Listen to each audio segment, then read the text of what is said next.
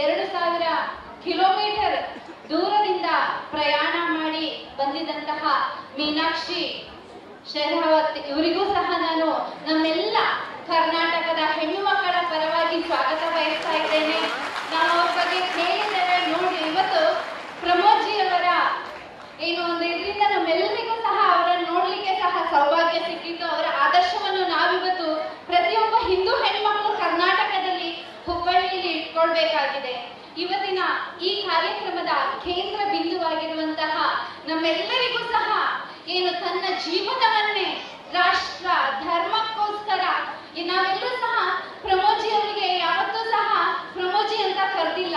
ಎಲ್ಲ ಹೆಣ್ಮಕ್ಳು ಸಹ ಅಪ್ಪಾಜಿ ಅಂತ ಕರೀತಾರೆ.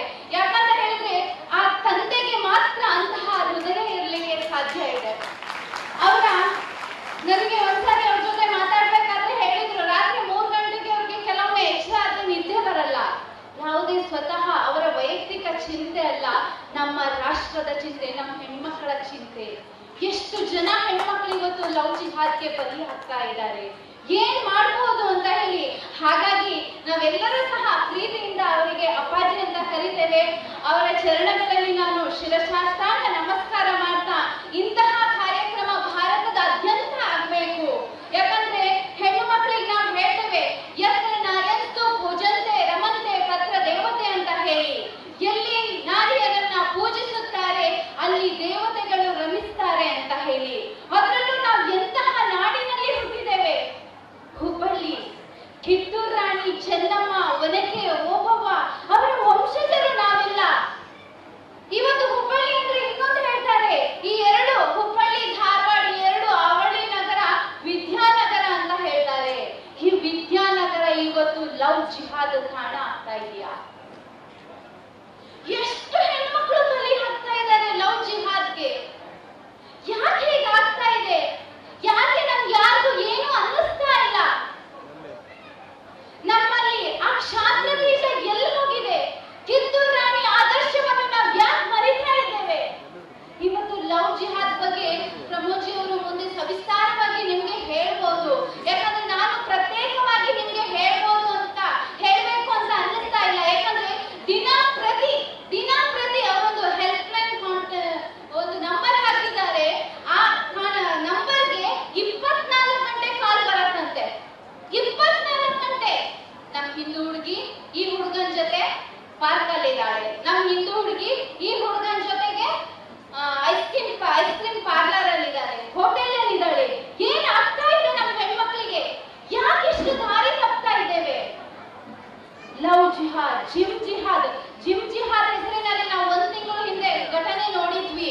ಆ ಕುಟುಂಬದವರು ಧೈರ್ಯವಾಗಿ ಮುಂದೆ ಬಂದು ಹೇಳಿ ಇವತ್ತು ಆ ಹುಡುಗಿಯನ್ನ ಹೊರಗೆ ಕರ್ಕೊಂಡು ಬಂದು, ಅದಾದ ನಂತರ ಗೊತ್ತಾಯ್ತು ಅವನ ಹಿಂದೆ ಎಷ್ಟೆಲ್ಲ ಜಾಲ ಇದೆ.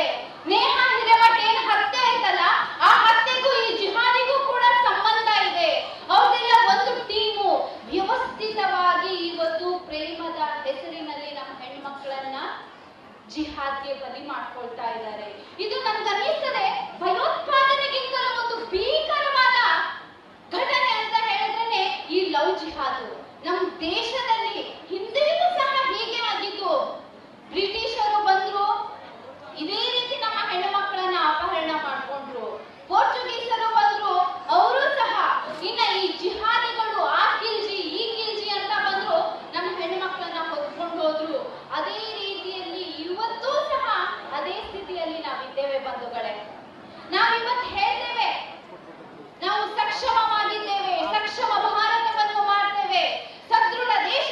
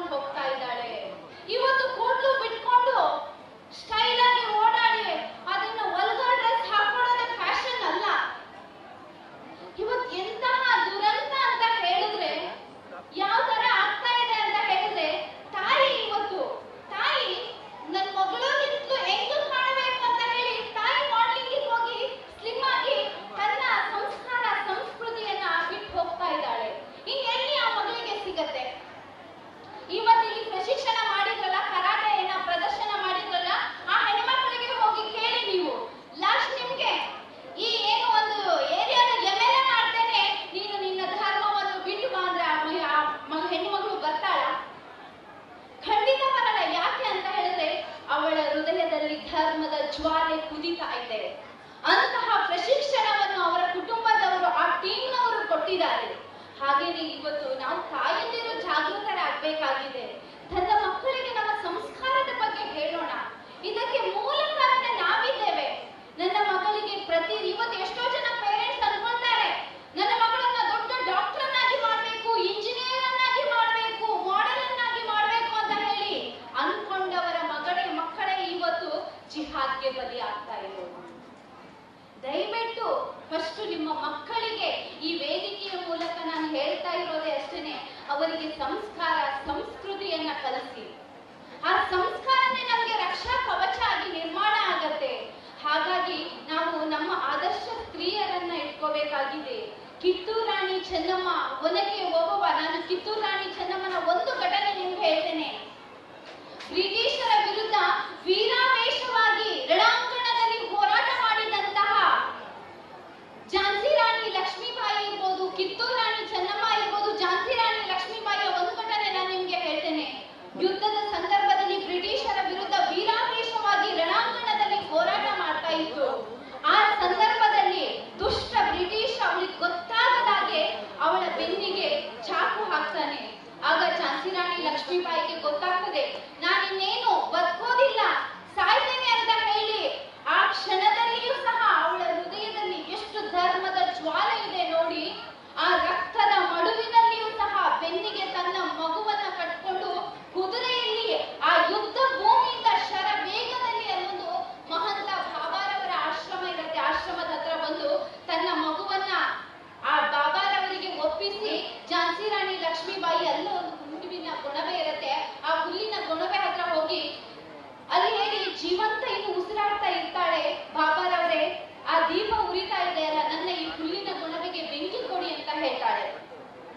ಆಗ ಬಾಬಾರವ್ರು ಹೇಳ್ತಾರೆ, ನೀನಿನ್ನು ಜೀವಂತವಾಗಿದ್ಯಾ, ಹೇಗೆ ಬೆಂಕಿ ಕೊಡ್ಲಿಕ್ಕೆ ಸಾಧ್ಯ?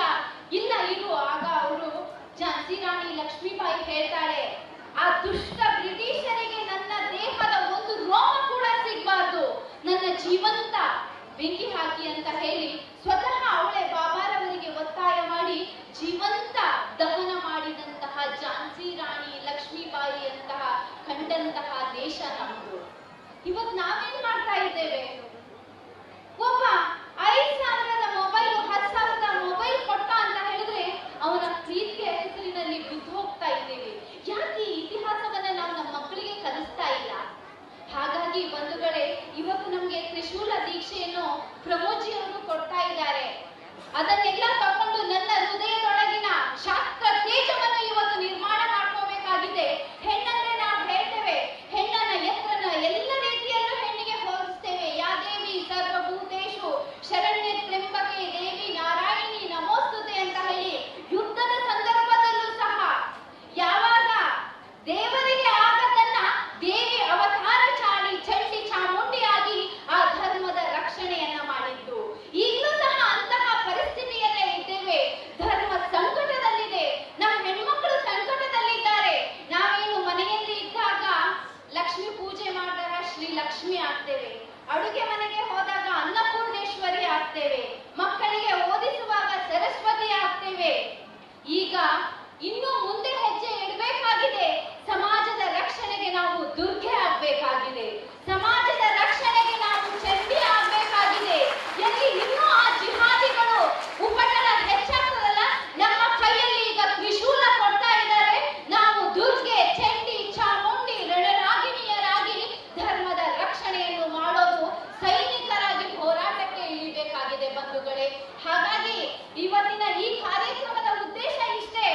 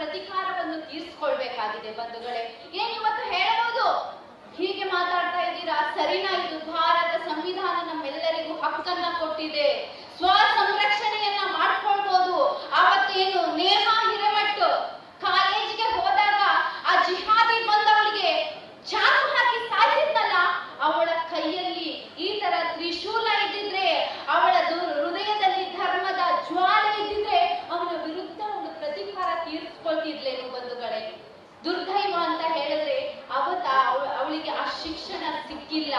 ಹಾಗಾಗಿ ಆ ಕ್ಷಾತ್ರ ತೇಜವನ್ನ ಏನು ಅನ್ಯಾಯದ ವಿರುದ್ಧ ಹೋರಾಟ ಮಾಡುವ ಪ್ರತಿಕಾರವನ್ನು ನಾವು ನಮ್ಮ ಹೃದಯದಲ್ಲಿ ಇಟ್ಕೊಳ್ಬೇಕಾಗಿದೆ.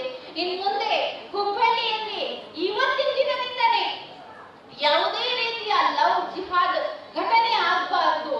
ನಾವೆಲ್ಲರೂ ಇಷ್ಟು ಸೇರಿದೇವಲ್ಲ, ಇಲ್ಲಿ ನಾವು ಸಾವಿರಾರು ಹೆಣ್ಮಕ್ಳು ನಾವು ಇವತ್ತು ಸೇರಿದ್ದೇವೆ. ಒಬ್ಬೊಬ್ಬರಲ್ಲಿಯೂ ಒಂದೊಂದು ಶಕ್ತಿ ಇದೆ. ಒಬ್ಬೊಬ್ಬರಲ್ಲಿಯೂ ಇಲ್ಲಿ ಇರೋರು ಒಬ್ಬಳಾದ್ರೂ ಸಹ ಝಾನ್ಸಿ ರಾಣಿ ಲಕ್ಷ್ಮೀಬಾಯಿ ಇದ್ದಾರೆ, ಕಿತ್ತೂರು ರಾಣಿ ಚೆನ್ನಮ್ಮ ಇದ್ದಾರೆ, ಒನಕೆ ಓಬವ್ವ ಇದ್ದಾರೆ. ಒನಕೆ ಓಬವ್ವ ವೀರಾಂಗನೆ ಅಲ್ಲ, ಒಬ್ಬ ಸಾಮಾನ್ಯ ಮಹಿಳೆ.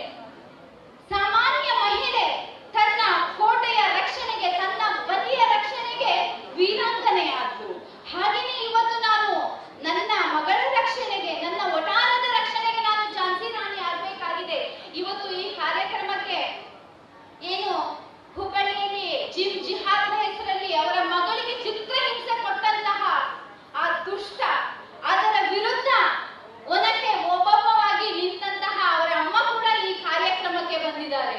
ತನ್ನ ಮಗಳ ರಕ್ಷಣೆಗೆ ನಾನು ಕೂಡ ಒನಕೆ ಓಬವ್ವ ಆಗೋಣ, ನನ್ನ ಮಗಳಿಗೆ ರಕ್ಷಣೆಗೆ ನಾನು ಸಹ ಝಾನ್ಸಿ ರಾಣಿ ಲಕ್ಷ್ಮೀಬಾಯಿ ಆಗೋಣ. ಅಕ್ಕಪಕ್ಕದ ಹೆಣ್ಣು ಮಕ್ಕಳ ರಕ್ಷಣೆಗೆ ನಾವು ಒಂದಾಗಬೇಕಾಗಿದೆ. ನಮ್ಮಲ್ಲಿರುವಂತಹ ಆ ದುರ್ಗೆಯ ಏನು ಛಾಯೆ ಇದೆಯಲ್ಲ ಅದನ್ನ ತೆಗಿಬೇಕಾಗಿದೆ. ಹಾಗಾಗಿ ಸಂಸ್ಕಾರ ಸಂಸ್ಕೃತಿಯನ್ನ ಉಳಿಸ್ಕೊಳ್ಳೋದು ಅತ್ಯಂತ ಅವಶ್ಯವಾಗಿದೆ.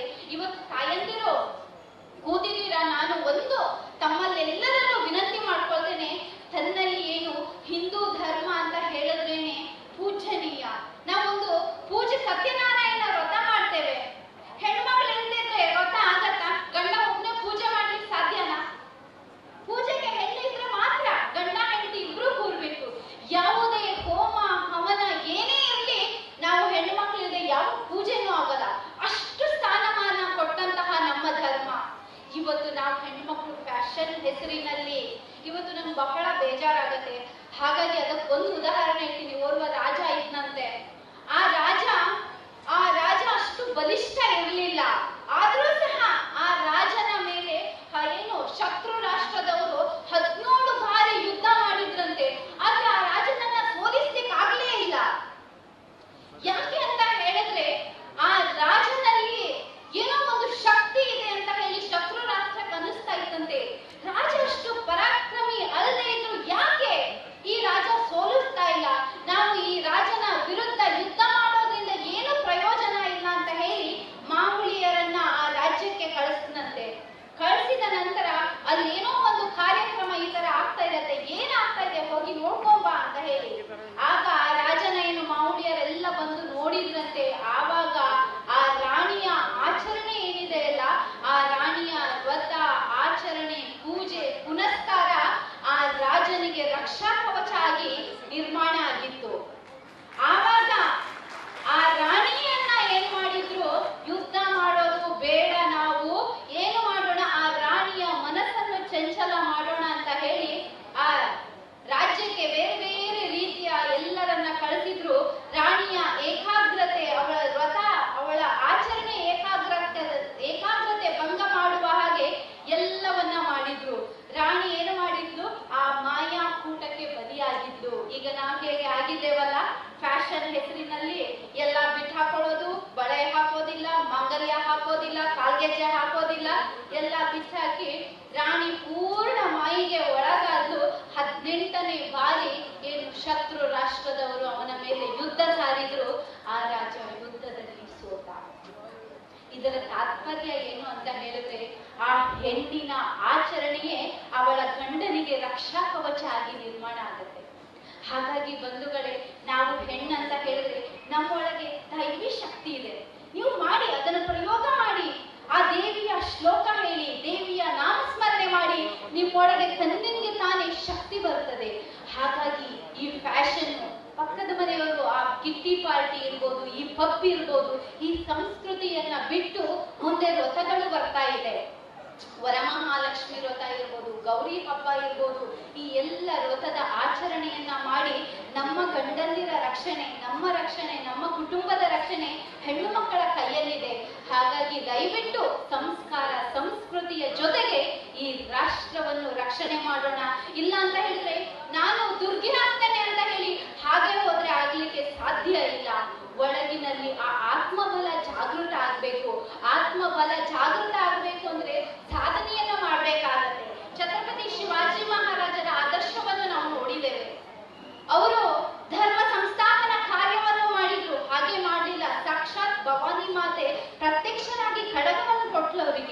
ಆದ್ರಿಂದ ಅವರಿಗೆ ಅಂತಹ ಬಲಿಷ್ಠ ಮೊಘಲರ ವಿರುದ್ಧ ಹೋರಾಟ ಮಾಡಿ ಧರ್ಮದ ರಕ್ಷಣೆಯನ್ನ ಮಾಡ್ಲಿಕ್ಕಾಯ್ತು.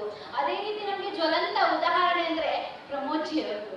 ಅವರ ಹೃದಯದಲ್ಲಿ ಈಗಲೂ ಸಹ ಅಷ್ಟು ಧಗಧಗನೆ ಧರ್ಮದ ಜ್ವಾಲೆಯೇ ಉರಿತಾ ಇದೆ ಅಂದ್ರೆ ಅವರು ಅಷ್ಟು ನಿಷ್ಠು ಕಟ್ಟುನಿಟ್ಟಾದ ಪ್ರತಿಯೊಂದು ವ್ರತ ಆಚರಣೆಯನ್ನ ಮಾಡ್ತಾರೆ. ಪ್ರತಿಯೊಬ್ಬ ಹೆಣ್ಣು ಮಗಳನ್ನ ತಾಯಿಯ ಸ್ಥಾನದಲ್ಲಿ ನೋಡ್ತಾರೆ, ಮಗಳ ಸ್ಥಾನದಲ್ಲಿ ನೋಡ್ತಾರೆ, ದೇವಿಯ ಸ್ಥಾನದಲ್ಲಿ ನೋಡ್ತಾರೆ. ಅದು ಅವರಿಗೆ ರಕ್ಷೆಯಾಗಿ ಇವತ್ತು ನಮ್ಮೆಲ್ಲರನ್ನ ರಕ್ಷಣೆ ಮಾಡ್ತಾ ಇದ್ದಾರೆ. ಹಾಗಾಗಿ ನಮ್ಮೆಲ್ಲರ ರಕ್ಷಣೆ ನಮ್ಮ ಹೊಣೆಯಾಗಿದೆ. ಸಂಸ್ಕಾರ ಸಂಸ್ಕೃತಿಯ ಜೊತೆಗೆ ನಾವು ಧರ್ಮದ ರಕ್ಷಣೆಯನ್ನು ಮಾಡಿ ಈ ರಾಷ್ಟ್ರ ಕಟ್ಟುವಲ್ಲಿ ನಾವೆಲ್ಲರೂ ಒಂದಾಗೋಣ. ಹಾಗಾಗಿ ಇವತ್ತೇನು ದುರ್ಗಾ ಸೇನೆಯ ವತಿಯಿಂದ ತ್ರಿಶೂಲ ದೀಕ್ಷಾ ಕಾರ್ಯಕ್ರಮ ಇದೆ. ಈ ತ್ರಿಶೂಲ ನಮ್ಮ